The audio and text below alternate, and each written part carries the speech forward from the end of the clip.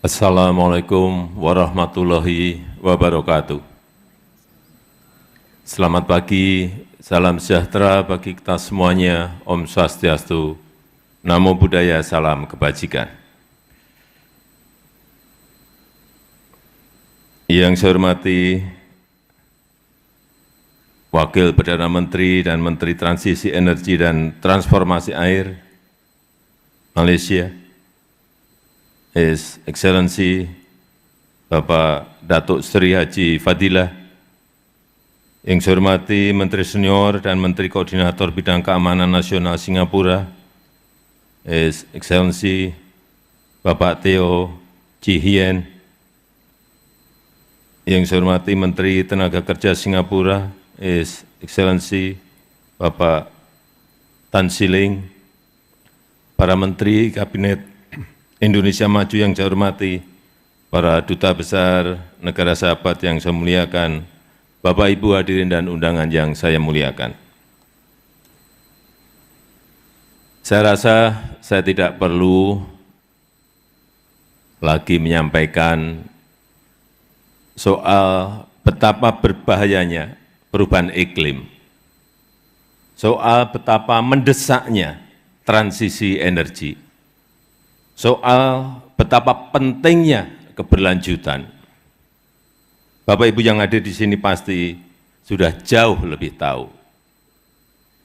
Yang justru ingin saya tekankan adalah permasalahan perubahan iklim ini tidak akan pernah bisa terselesaikan selama dunia menggunakan pendekatan ekonomi. Selama dunia hanya menghitung keuntungannya sendiri, dan selama dunia hanya mementingkan egosentrisnya sendiri-sendiri. Karena untuk menyelesaikannya butuh pendekatan yang kolaboratif, butuh pendekatan yang berperi kemanusiaan, dan kolaborasi antara negara maju dan negara berkembang, dan juga kemanusiaan agar prosesnya tidak mengorbankan kepentingan rakyat kecil. Karena ekonomi hijau bukan hanya tentang perlindungan lingkungan, bukan hanya itu, tapi juga tentang bagaimana menciptakan kesejahteraan bagi rakyat, kesejahteraan yang berkelanjutan bagi rakyat. Dan jangan meragukan komitmen Indonesia dalam mencapai net zero emission dan berkontribusi bagi dunia yang lebih jauh. Indonesia memiliki potensi energi hijau yang melimpah, mencapai lebih dari 3.600 gigawatt. Kami juga memiliki PLTS Apung, pembangkit listrik tenaga surya apung di Waduk Cirata dengan kapasitas 192 megawatt peak, terbesar di Asia Tenggara dan terbesar ketiga di dunia.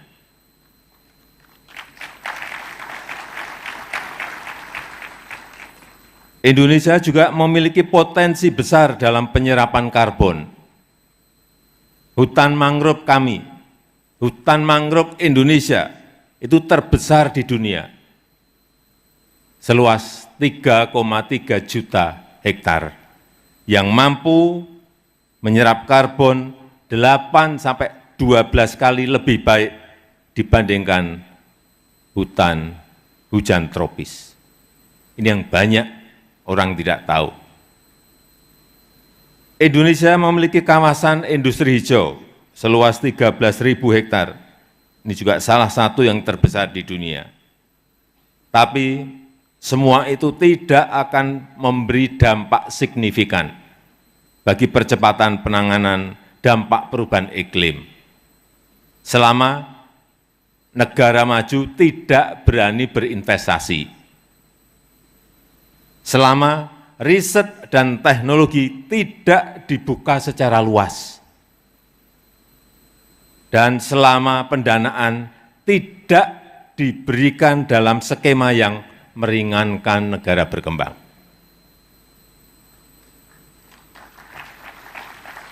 Tiga hal itu penting untuk menjadi catatan kita semuanya.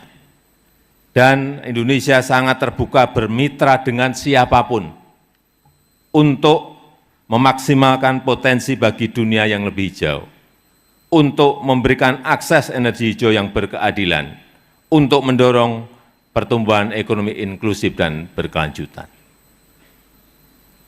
Saya harap forum ISF ini dapat menjadi tempat bertemunya pengetahuan, tempat bertemunya pengalaman, tempat bertemunya sumber daya yang dapat menjadi modal bersama dalam berkolaborasi menghadapi tantangan iklim yang ada.